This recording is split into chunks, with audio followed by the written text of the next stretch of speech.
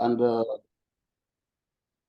Yvonne, let me say something. It's only Gordon who is not here. So this is our special project, and our expectation is that all of you cooperate with Yvonne so that we finish this class successfully. And this is the first time we are going to use the modules only to teach this class. And when we'll be doing the certification, like right now, we have people doing Excel and entry-level Python. And we are using the notes from Mr. Bushuru's class. Now, because here, we are not going to learn Excel this time, and we are not going to use Mr. Bushuru's notes, the focus is on passing the certification.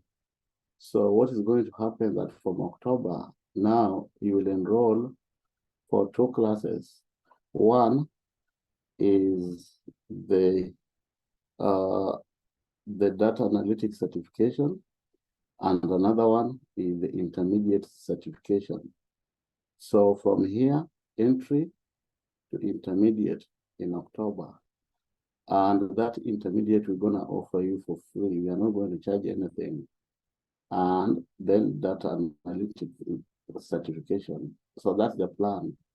So I want you to cooperate with Yvonne, and also among yourselves, you can form group discussions, because we are only meeting a few times a week. You can form group discussions so that if these concepts are not clear, you can try to unlock it themselves.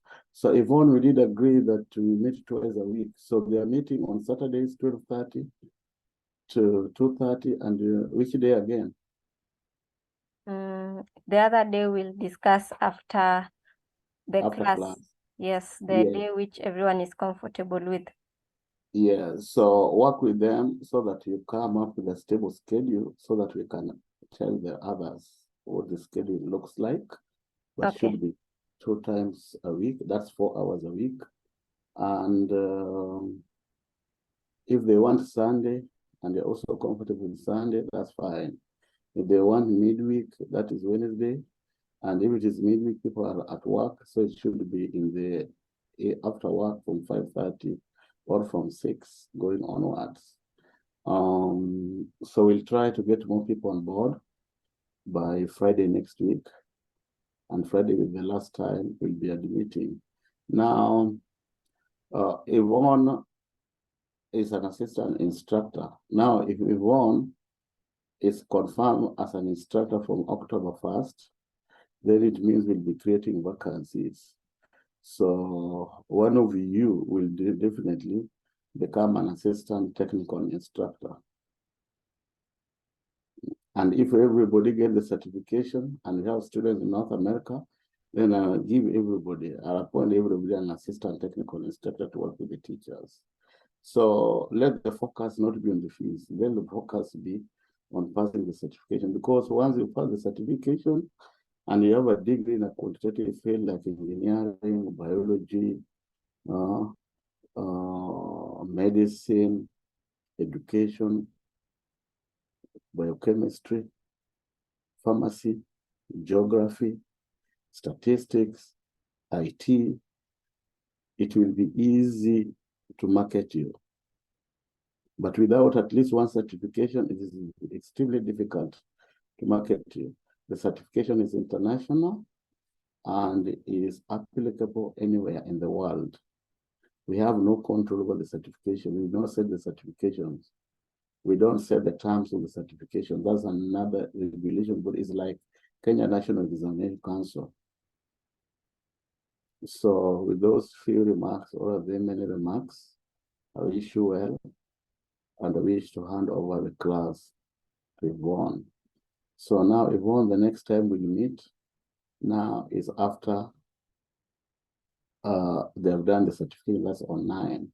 And I'll be very much eager to know how many students from this class have passed the certification. My expectation is all of you should pass the certification, and we are using the module. So Yvonne, today we'll start with the creation of accounts for those who have not created, right? Okay. So we take them through on how to create the accounts so that those who are not here can go through the recording once more. Okay, Okay. thank you. Okay, thank you. So I want Faith, do you have an account? No, I haven't created one yet. Can you share your screen? Do you have yesterday's link? I have the link for Python Essentials. Yes. I want you to click that link and share your screen if you can, please, so that I take you through creating that account. Okay.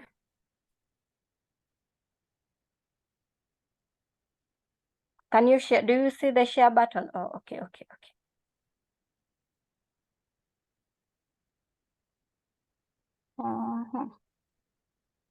Can you see my screen?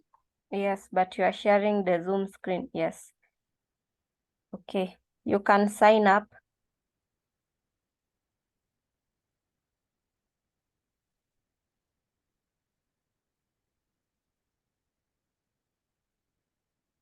Yes, fill that up.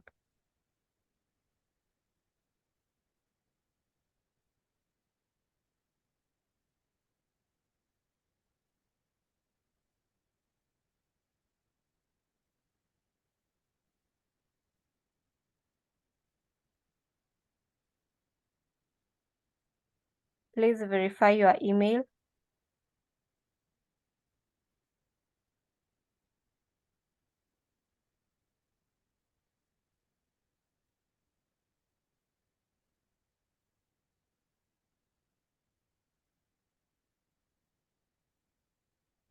That's Yes. it. Yes, now log in.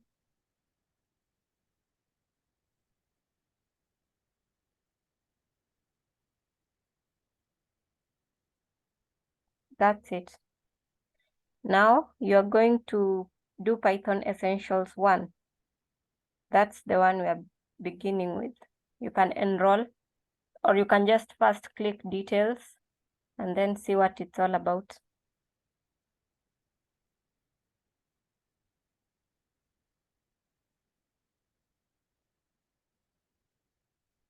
So that explains to you what Python Essential 1 is all about. It's Python, entry-level Python, beginner Python. Yes, and then now go and enroll.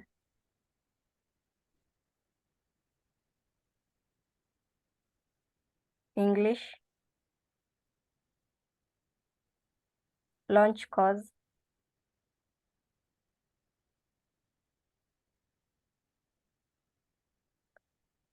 and there you have it. Those are the notes we are going to read. If you want to scroll, you see where it is written about PE1 on top. Can you see? No. Where it is written Python Institute. And then, yes, and then now move yes, there is an arrow. You can scroll using that. Okay. Yes. Yes, now those are the notes.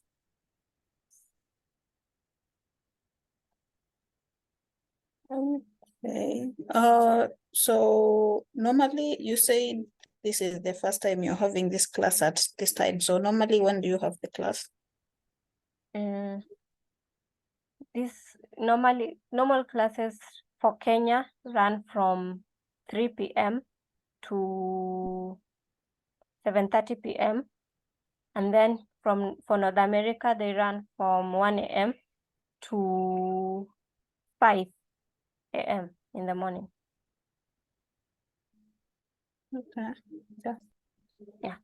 They are on the weekends because on the weekdays we are all working. So yes, but on the weekdays in the evening, it's fine. We could have a class with anyone who hasn't understood the concept that was taught. So I want to ask the other trainees, Is there anyone who has not gotten the process of creating an account?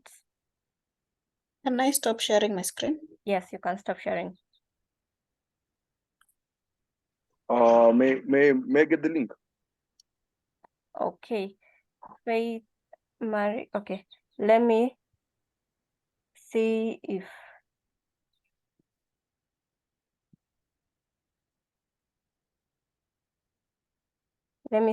this will work. If this won't work, I'll request Faith to share her link.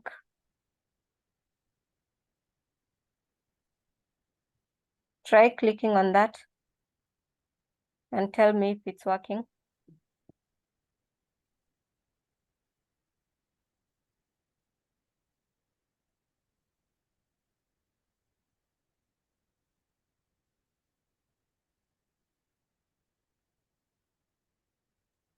No, it's not working. Faith, please share your link. Kindly. Okay.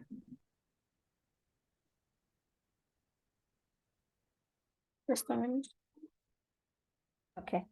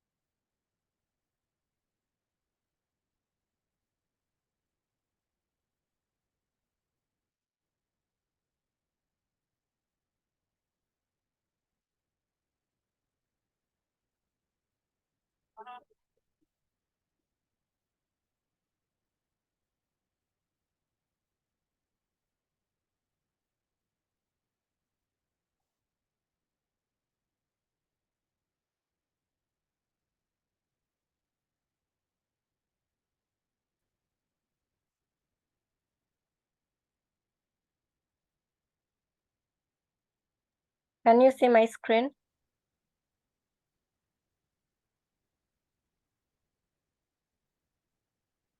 Yeah. Okay. So let's begin. We begin here. This talks about the certifications, how to earn your certification, and what the course is all about. In this course, you'll learn things like data types, containers, functions, conditions, and loops. Wait, first, before I continue, I just want to ask, I know, Faith, I have seen your CV, you have a background in programming, in Python programming. I know Eugene also has a background.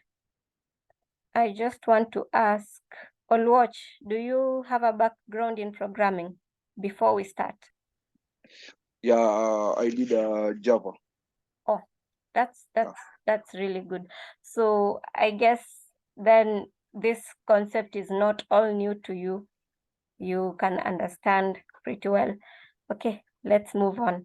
So when I say data types, containers, functions, conditions, and loops, you all know what I mean, right? I like an interactive lesson, so please don't be quiet. Speak up if you have an issue. I'll handle it. So this course is all about data types, containers, functions, conditions, and loops, as well as the most important aspects like syntax, semantics, and runtime environment. So the course, there are two courses. There is this one, the Certified Entry-Level Python Programmer. And then after you do this one, then you do the Certified Associate in Python Programming certification. So those are the two certifications offered. And as you know, we begin with this. Then we do this. So becoming a certified PCEP will help the certificate holder stand out from other candidates and get their foot in the door. We all know that certifications help you stand out. Like if you go for an interview and then all of you have projects, all of you are perfect. What makes you stand out are these certifications that you have down on the side that all the other people don't have. So let's continue.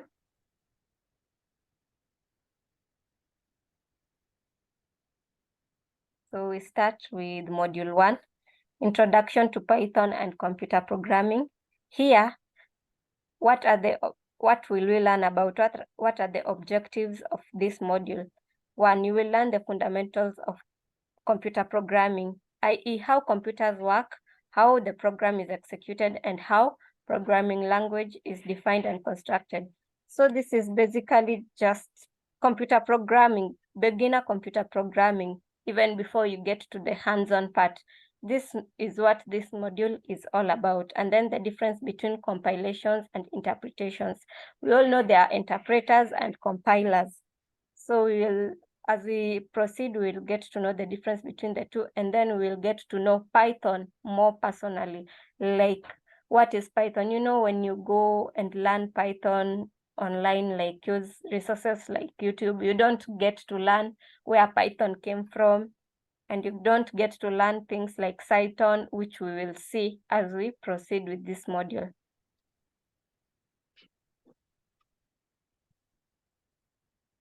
Okay, so let's start with the basics. How does a computer program work? So we have said that this course aims to show you what the Python language is and what it is used for. So we are going to start with the absolute basics. Like, what is a language? Let's start with normal. What is a human language? And human language is what we use to communicate. That is what is a human language. And now what is a computer language? We can say a computer language is something, is what we can use to communicate with a computer. That is a computer language. And we all know human language are words, computer languages are in numbers or binary form. When you proceed to AI, you will also see that computers can also communicate using vectors. Yes, or if you have done mathematics for data science, when you do that, you will also find that computers can also communicate using vectors. So a program makes the computer usable. Without a program, a computer, even the most powerful one, is nothing more than an object. Similarly, without a player, a piano is nothing more than a wooden box. So yes, a program is what makes the computer function. The reason why we are using Zoom is because a program was written in this way so that we can use it. Without that program, Zoom would be nothing. We wouldn't be able to use it. So computers are able to perform very complex tasks, but this ability is not innate. Computers' nature is quite different. So computers are able to perform complex tasks, as we all know. Like supercomputers perform really complex tasks, but a computer without a program cannot perform that task. Okay. Let's move on. Okay, wait. Naturally, the computers will be able, imagine you want to know the average speed you've reached during a long journey. You know the distance, you know the time, you need the speed. Naturally, a computer will be able to compute this, but the computer is not aware of such things such as distance, speed, or time. As we have seen that computers are not aware of the language that we speak. So they don't know what distance is, they don't know what speed is, they do not know what time is. Therefore, it is necessary to instruct the computer. So that we make the computer understand, we instruct it. And how do we instruct it? By programming it. The steps to programming it are 1. So, if you want to write a program that measures the speed and you have the time and the distance, you first accept a number representing the distance. You create a variable that represents the distance. Then you accept a number representing the time. And then those are 2 variables you have created, the distance and the time. And then you divide the former value with the latter value and store the result in a memory. So you perform division and then you display the results. these 4 simple actions form a program. So basically what we have done right now is we have described a program. Okay. Of course, these examples are not formalized and they are very far from what the computer can understand. So yes, basically this is just programming. It is trying to explain the concept of programming. Yes, let's move on. Okay, so here we are going to do natural languages versus programming languages. A language is a means or a tool for expressing and recording our thoughts. As you can see right now, I am using natural language to express my thoughts, what I am thinking. That is what is a natural language, what we can use to communicate. Another language you can use each day is your mother tongue, okay. But in these classes, we won't be using that. So computers have their own languages too, called machine languages, which is machine language, sorry, not languages, which is very rudimentary. So computers communicate using machine language. They don't use our natural language to communicate. They do not use our natural language to communicate. They have their own, which is expressed in binaries like ones and zeros. A computer, even the most technically sophisticated, is devoid of even a trace of intelligence. So a computer in itself is not intelligent.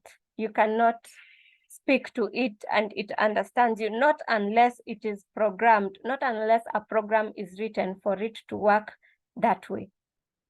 If a computer is not programmed, it will not be able to do anything. We have seen in the first page.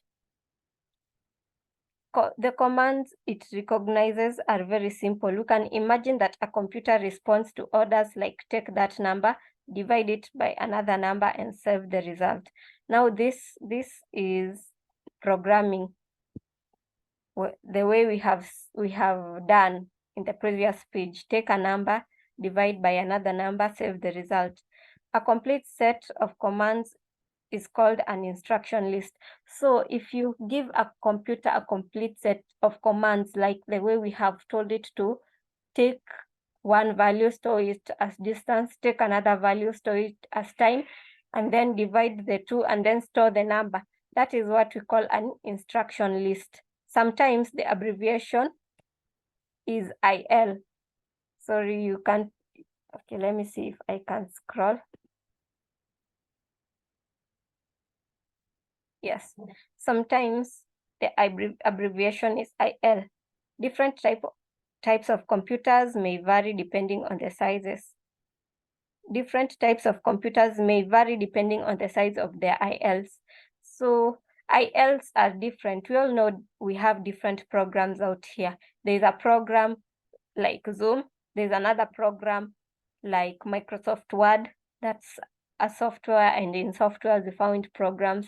There's a program like Chrome. You see, so the instruction list varies. They won't be the same size. Note, machine languages are developed by humans, as we all know. Without a human, a computer cannot think by itself. So when you go and program, that is you developing an instruction list. No computer is currently capable of creating a new language. So as for now, the way AI is advancing, I can see that maybe soon we'll have a computer that can be able to create its own language, but I don't know. I really don't know. Moreover, they are still evolving and new words are created every day as old words disappear. So languages, okay. Computer languages is like human languages. The way we evolve is the way, okay, like AI, the way AI evolves. You see, in the olden days, let's say, in historical times, we saw that there was no English before slavery. There was no English, but English came. That was language evolving. The same way, that is the same way machine language evolves. Yes. So far, is there anyone with a question before we move on? If you have one, kindly raise.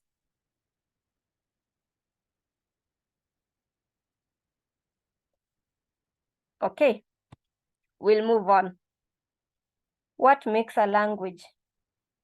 What is the composition of a language? We can say each language, machine or natural, consists of the following elements. 1, an alphabet. An alphabet is a set of symbols used to build words of a certain language. E.g., English. You know all the English alphabets. A, B, C, D. Yeah, those are alphabets. Every language, I can say, has their own alphabets. Like Japanese have their own alphabets. English have their own alphabets, and so on.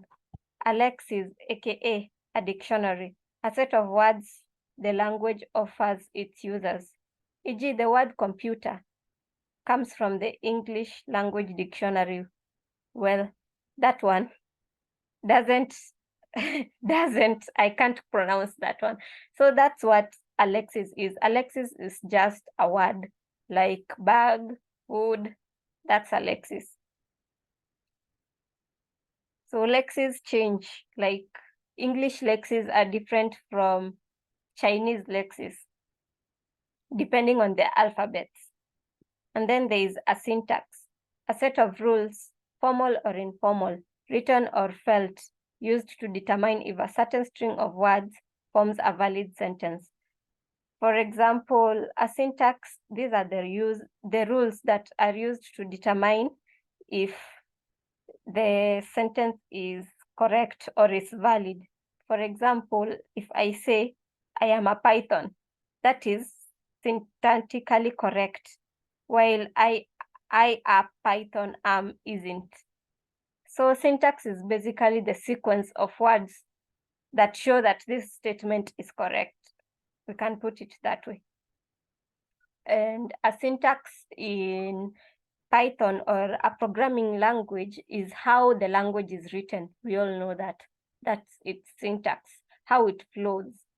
And then there is semantics, a set of rules determining if a certain phrase makes sense. I ate a donut makes sense, but a donut ate me doesn't. So semantics determines whether the sentence makes sense. As we have seen, I ate a donut does, a donut ate me doesn't make sense, because how can a donut eat you? The IL is in fact the alphabet of a machine language. This is the simplest and most primary set of symbols we can give, set of symbols we can use to give commands to a computer. It's the computer's mother tongue. So we have said an instruction list, these are instructions for a computer. An instruction list are the set of commands we give a computer. So we can say that that is the mother tongue of a computer. Unfortunately, this mother tongue is a far cry from a human language mother tongue. We both, computers and humans, need something else, a common language for computers and humans, a bridge between the two different worlds. So we understand that computers understand binary, that is 0 and 1, and understand numbers. That is why when you write code, it will if you don't program it to give you a word, it will output a number like 1 or 0. Until you program it to give you a word, that's when it will give you a word. It will translate that word, that number into a word. Am I clear? Are you guys understanding? Yes. Okay. Yes. Okay. So we need such a language that can change those numbers into words, such a language that we can use to communicate. Because if, for example, if you see 001111, you are not a computer, you won't understand what that computer is trying to tell you. But if we have the intermediary language, the bridge language, will help us and computers communicate. Something like Python, that helps us communicate with the computer. Something like Java helps us communicate with the computers. Computers understand and we also understand. Okay, they don't understand, they change it, but after they change it, they understand what we are trying to mean. Such languages are often called high programming languages. So the languages that act as a bridge between us and the computers are called high programming languages. They are at least somewhat similar to natural ones in that they use symbols, words, and conventions readable to humans. So these high-level programming languages are similar to us in that they use our alphabets, our symbols, our words. Like, for example, if we write variable VAR, those are our alphabets in English, our symbols. Those are our words, e.g. var is equals to cat. Cat is a word. They are readable to us. The languages enable humans to express commands to computers that are much more complex than those offered by ILS. So these languages helps us humans express commands to computers, for example, that are much complex than those offered by ILS. For example, you want to do, let's take a complex language. Let's use the example of AI. I'm sorry, I'll use most examples in AI because I do AI. It's more familiar to me. So you want to create an AI that classifies either a dog or a cat. That is very complex compared to telling a computer to divide two numbers, you see? So we use these high-level programming languages to do tasks like that. A program written in a high-level programming language is called a source code. So when you write your program in Python or in Java, that is called a source code.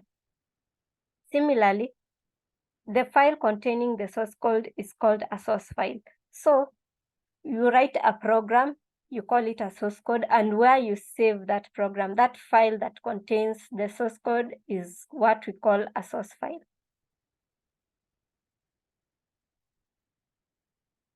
Okay, before we move on, this is a different section. Does anyone have a question so far from what we have covered?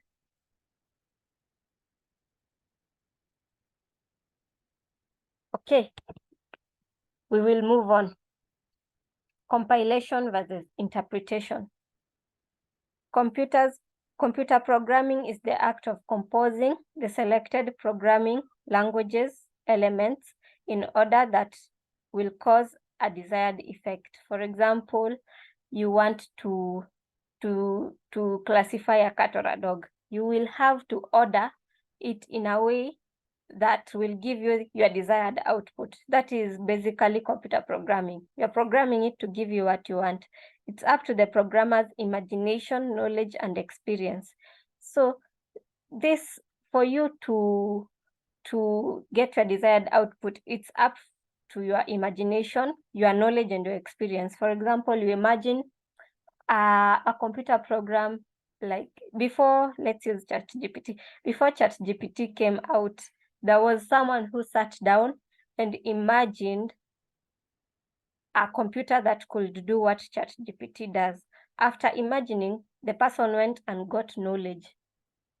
And after getting knowledge, the person started programming and then started gaining experience. So these three work in hand.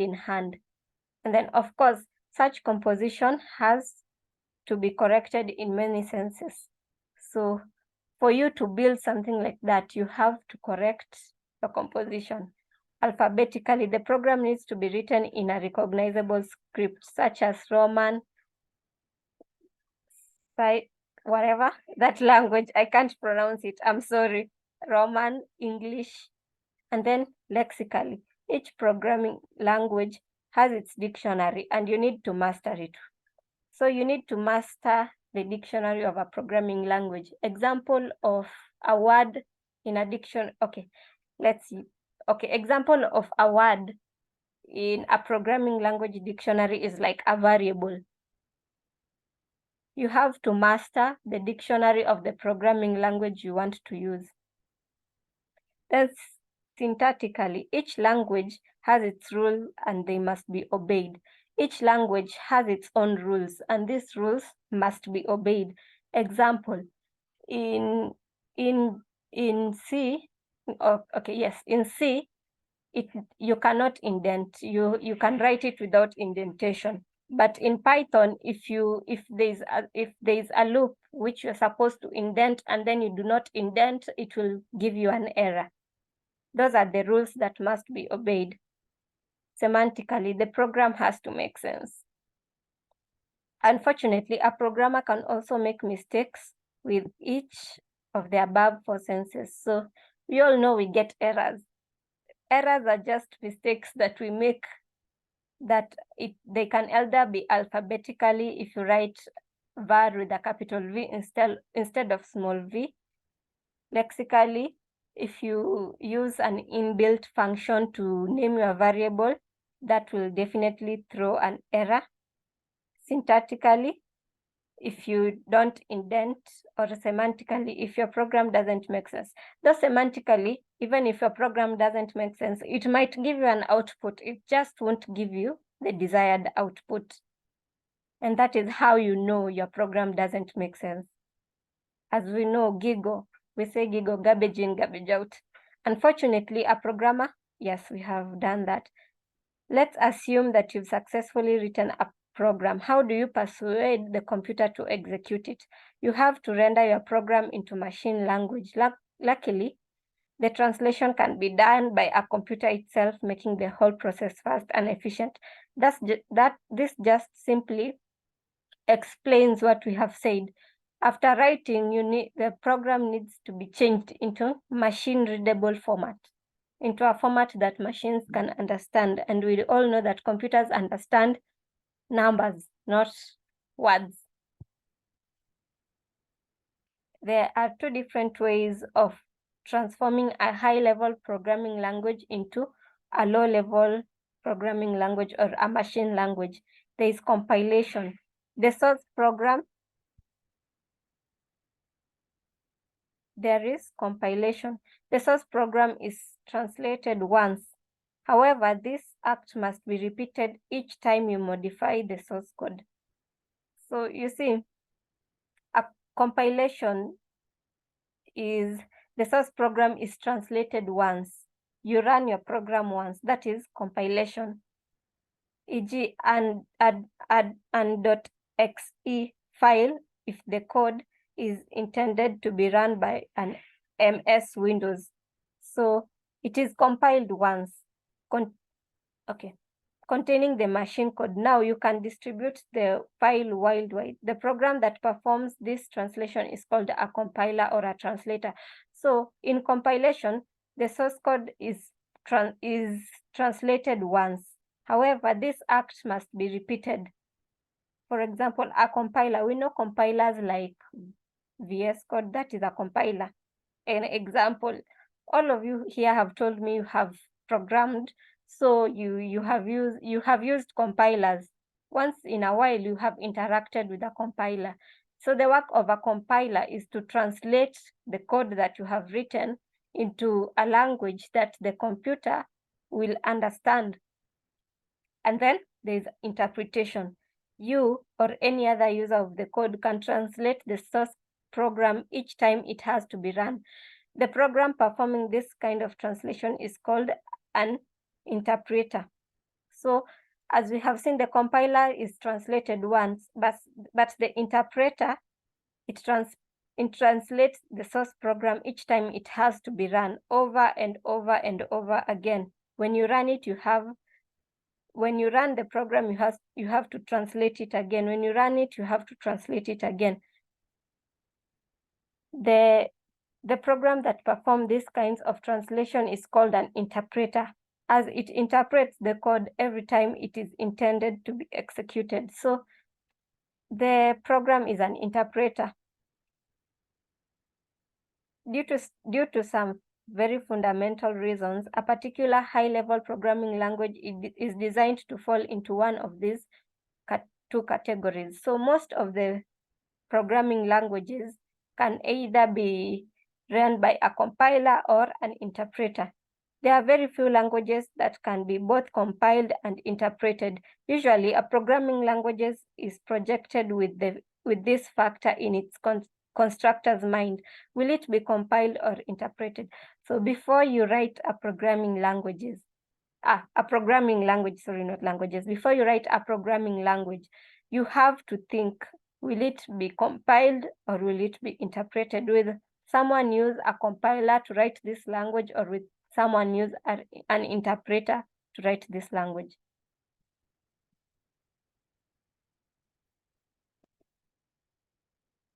So what does the interpreter actually do? Let's assume that once more you have written a program and now it exists as a computer file. So you have written your program, you have written your source code, and now it is in a source file. A computer program is actually a piece of text. So the source code is usually in a text file. As we all know, you can code with a text editor. For those who are really advanced, yes, that shows that a computer program is just text. Note, it has to be pure text without any decorations like different fonts, colors, embedded. We all know if you write a computer program in a text editor, you don't use decorations, you don't decorate your file. The interpreter reads the source code in a way that is common in the Western culture, from top to bottom, from left to right.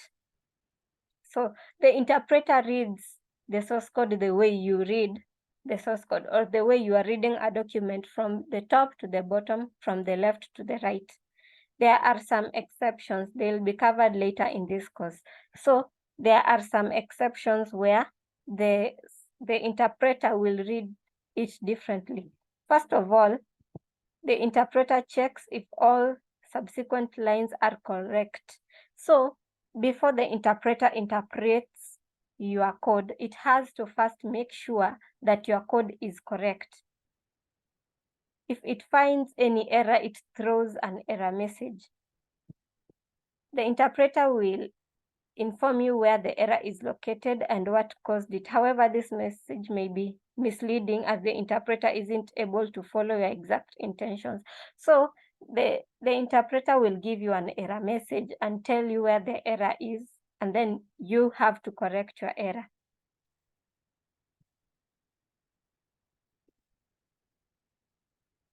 If the code is good or the document is good, the interpreter tries to execute it. Note,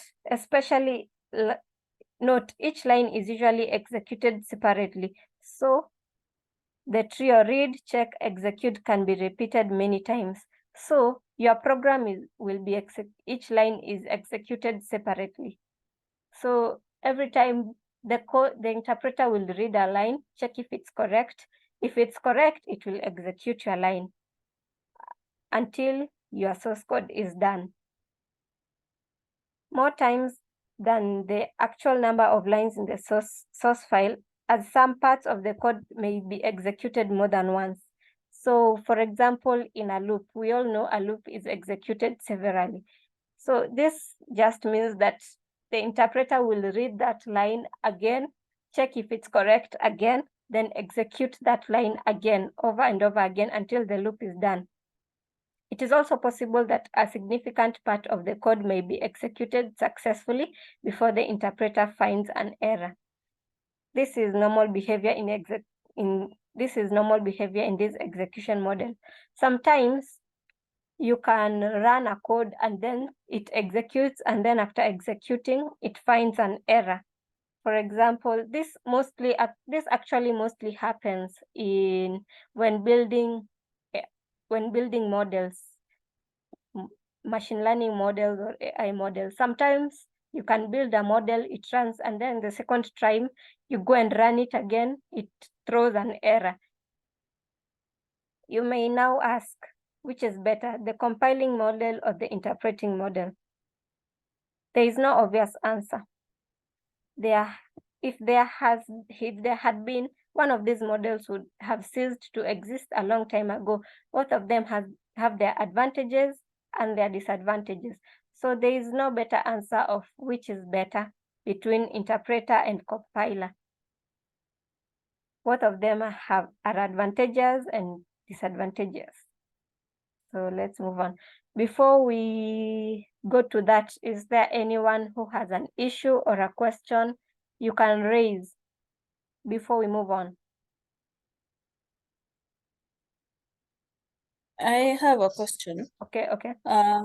Will we be doing like the practical stuff in the lessons, or we'll just be doing the theory? There is practical stuff. We are just not yet there. Oh, okay. Thank you. Yes, I have said this is the first module. This is just the introduction part. We will reach errors. We'll learn more about Python errors, Python loops. They're just more advanced. As we move on, we'll get to do that part. Okay. Okay.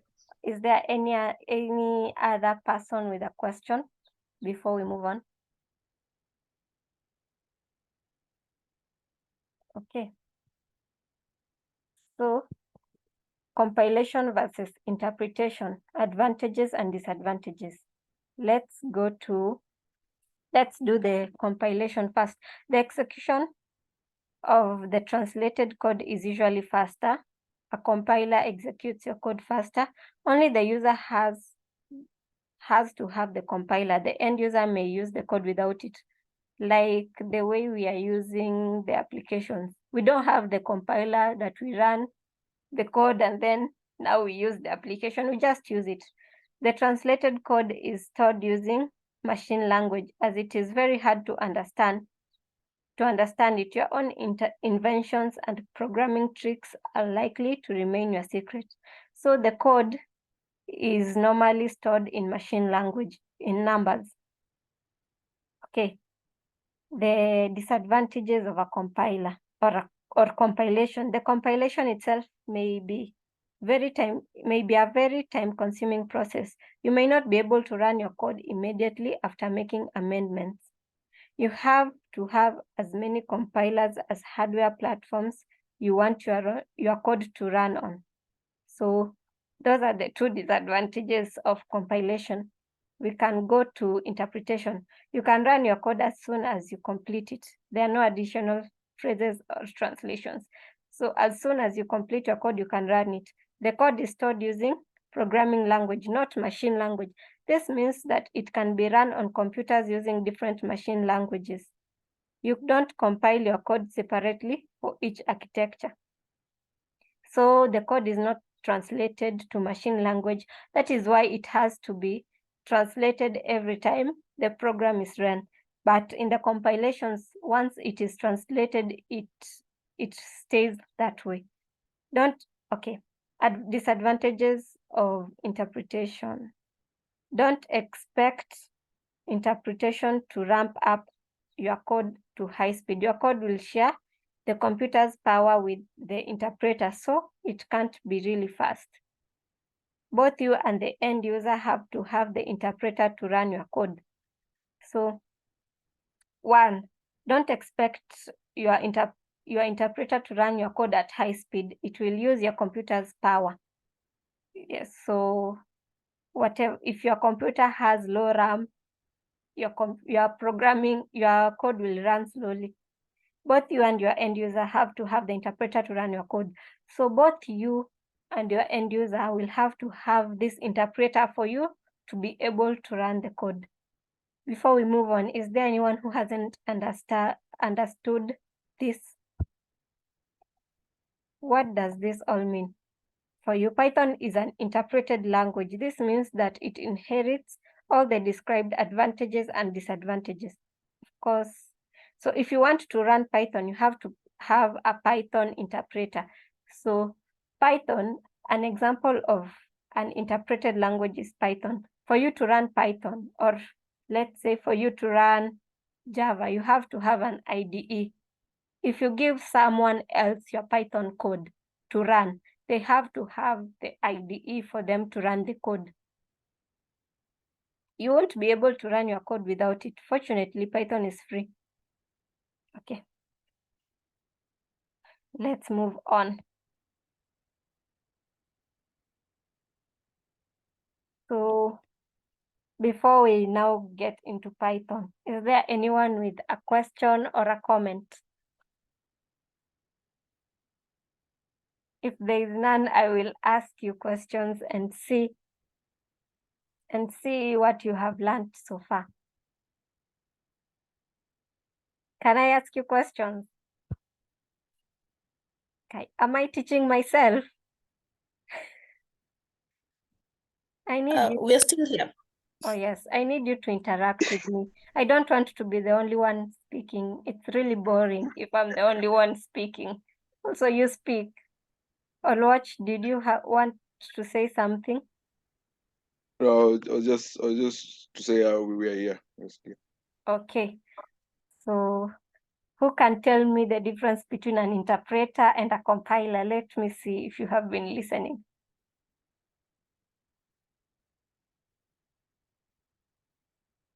Eugene, tell me the difference between an interpreter and a compiler.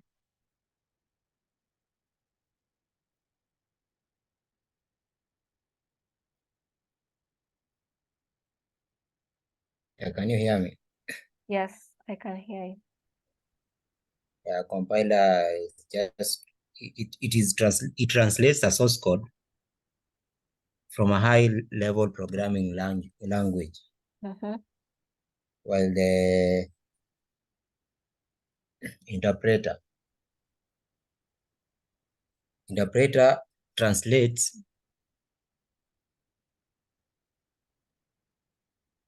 a code written in high level programming language Mm-hmm. to a machine language. Oh, you have said the same thing.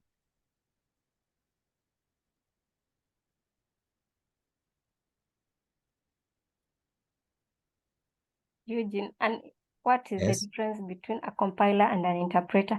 The difference is on how they translate. One is translated only once, and then the other you have to keep translating it when you use it.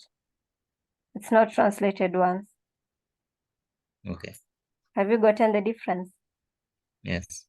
I will also suggest that you people also go and read the notes for yourself after class also, because this is what will be asked in the tests.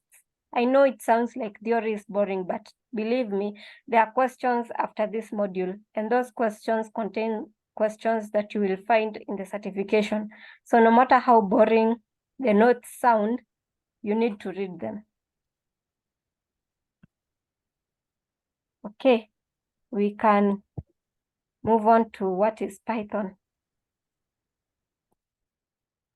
Python is widely used, interpreted, object-oriented, and high-level programming language with dynamic semantics used for general-purpose programming.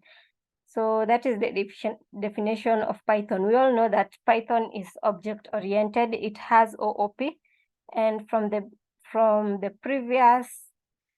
previous page, we have seen that Python is an interpreted language. You have to have the Python IDE for you to run a Python code. We know it is high-level programming language because it acts as a bridge between us and computers. And then we all know that Python is widely used. It has so many uses. It is used in testing. It is used in making websites, web systems. It is used in AI. It is used in machine learning. It is used in data science. It is widely used.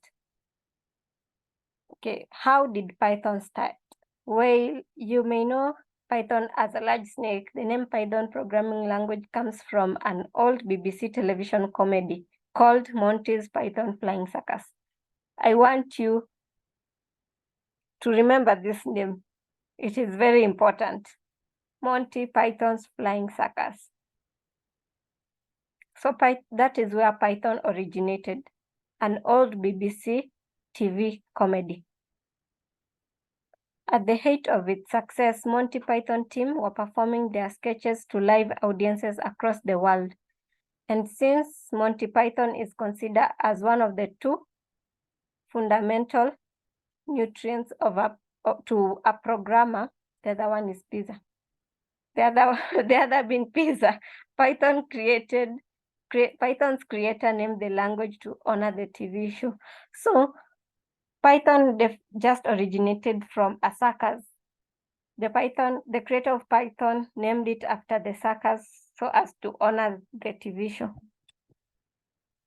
Who created Python?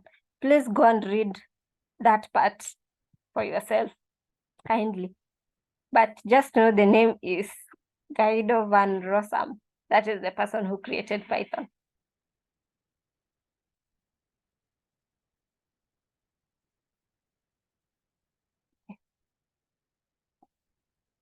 A hobby programming project.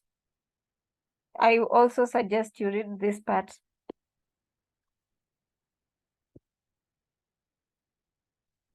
Let's go to Python goals. In 1999, Guido van Rossum defined his goals for Python. So what were the goals of Guido? Why did he create Python? 1, an easy and intuitive language, just as powerful as those major competitors. So he created Python to be an easy language to learn. We know that Python is the easiest, currently Python is the easiest programming language to learn. And it is intuitive also.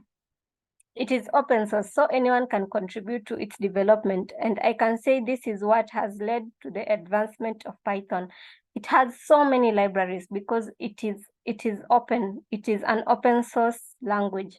If you want, for example, if you think I want a library that can be used to help people to read the Bible, you just go create your own library and then create a pull request. And then the owners of Python will come, check and see if they can integrate it. And then they merge your pull request.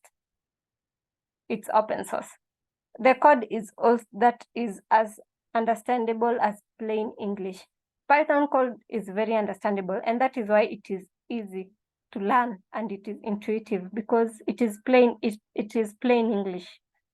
For a beginner, when you give a beginner C and you give a beginner Python to learn, you'll find that the beginner will learn Python at a faster pace compared to C.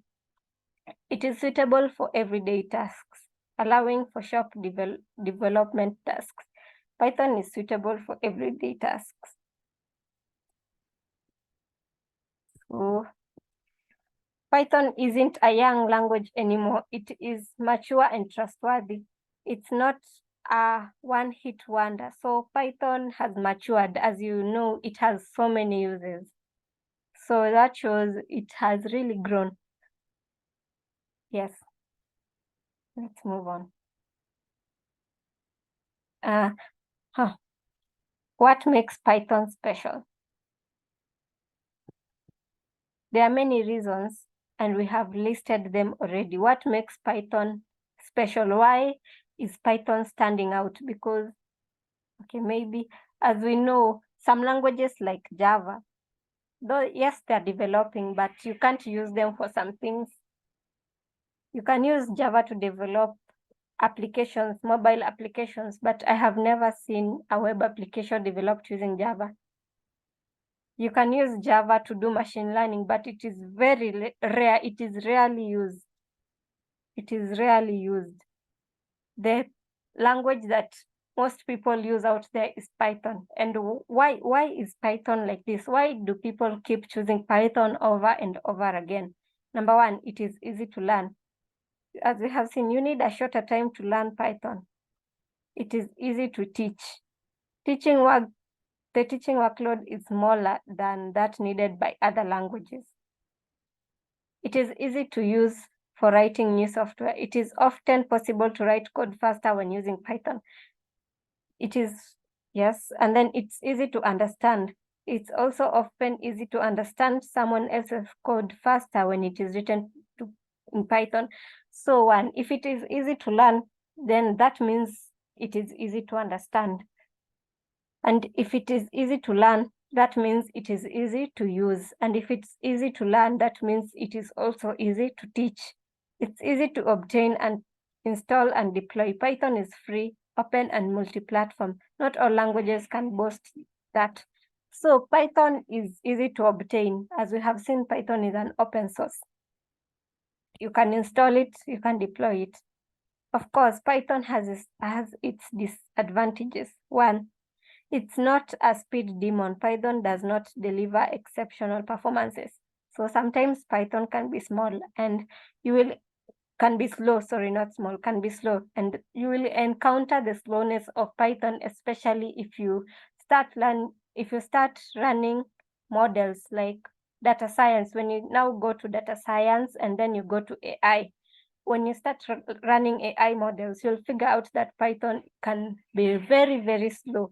And that is why some libraries have been created to try and make Python run a bit faster, libraries like TensorFlow. In some cases, it may be resistant to some simpler testing techniques. This may mean that debugging Python code can be more difficult than with other languages. Fortunately, making mistakes is also harder in Python.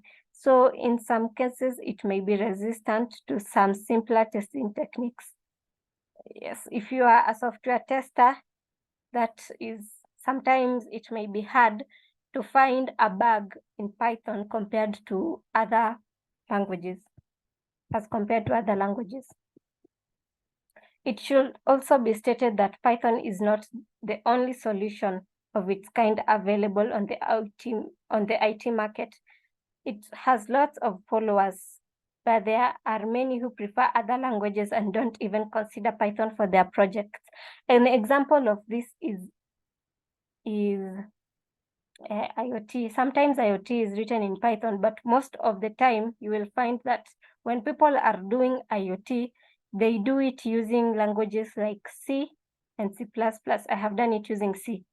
Yes, so people prefer C than Python when it comes to IoT. So even though it has grown and it has many followers, there are other people who prefer other languages, e.g. Android development. People prefer Java. I have never had a mobile application in Python. Maybe it exists, I don't know. But so far, I have never had a mobile application developed using Python. Yes. So is there anyone with a question before we go on, before we move on? If you have it, kindly raise it. Okay, so we can move on. Python rivals. Python has two direct competitors, that is Perl and Ruby. Perl is a scripting language and Ruby is also a scripting language. The former is more traditional and more conservative than Python and resembles some old languages derived from classic C programming language.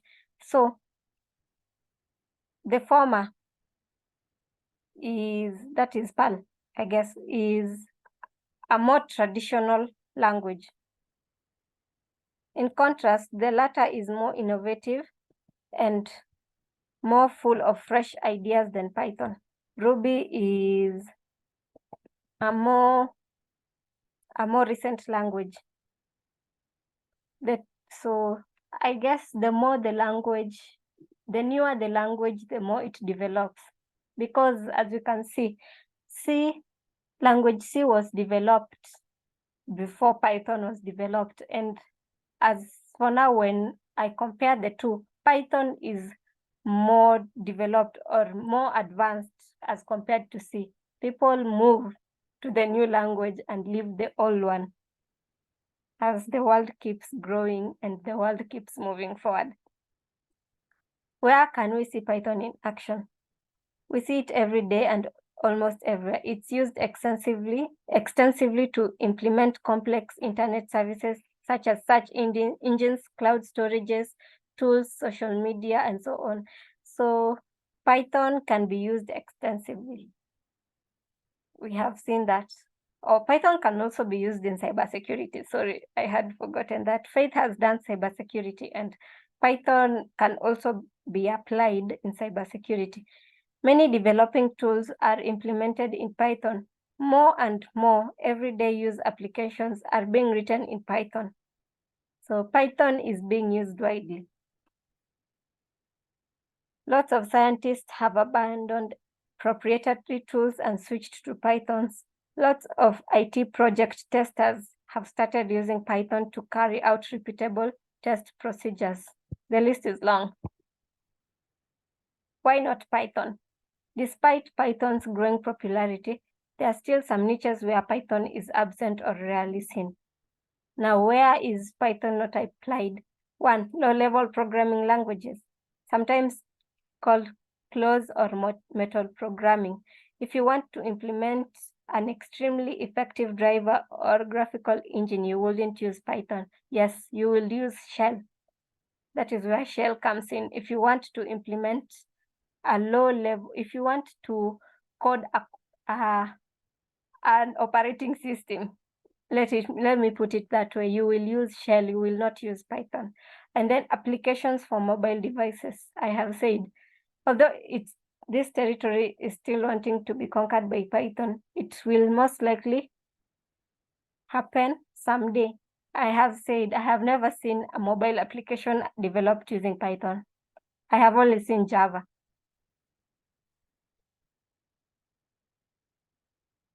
Yes. So far, is there anyone with a question? If you have a question, kindly raise it.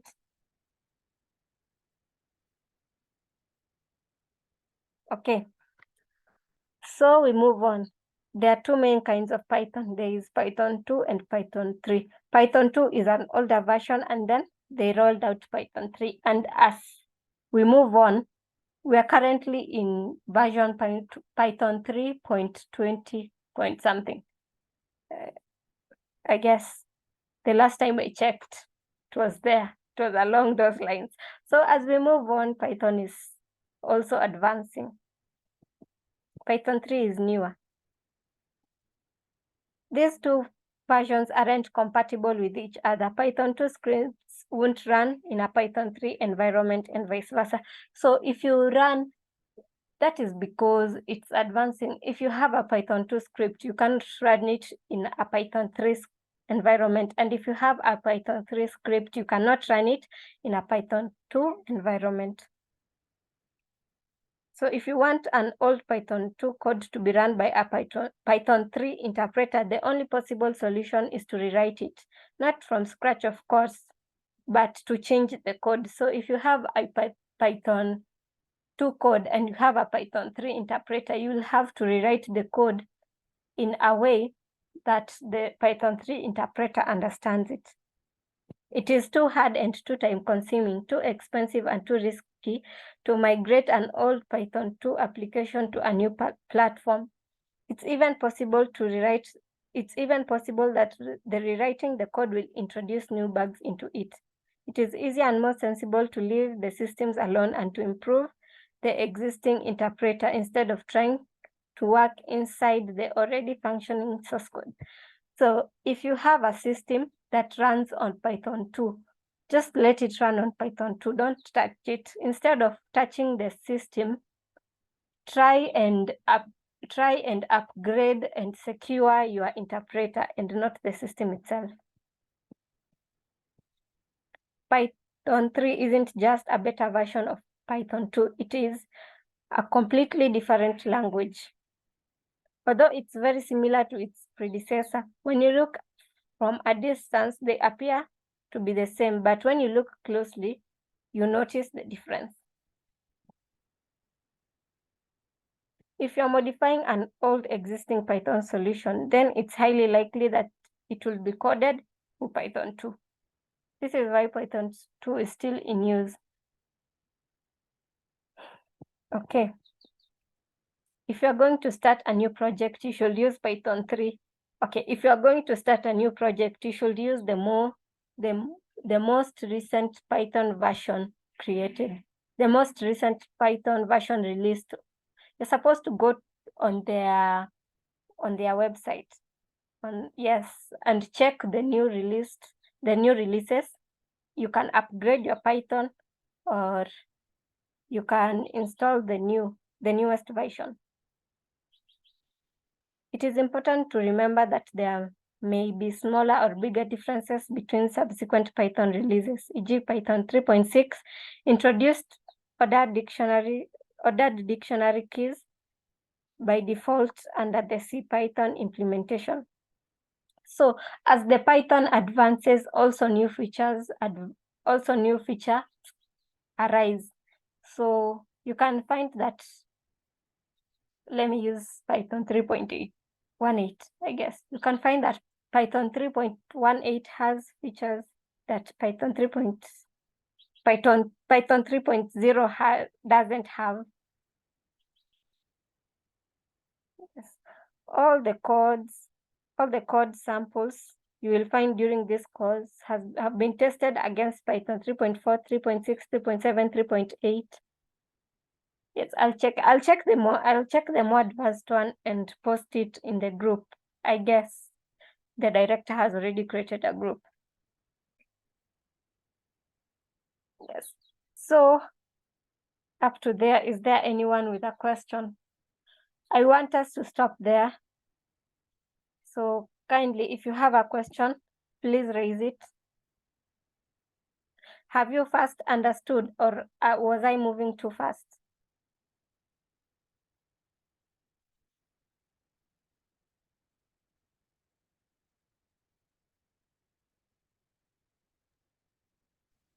I've understood.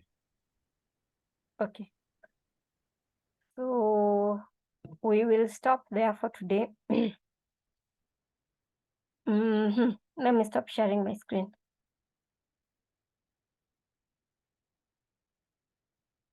Okay, let me stop the recording.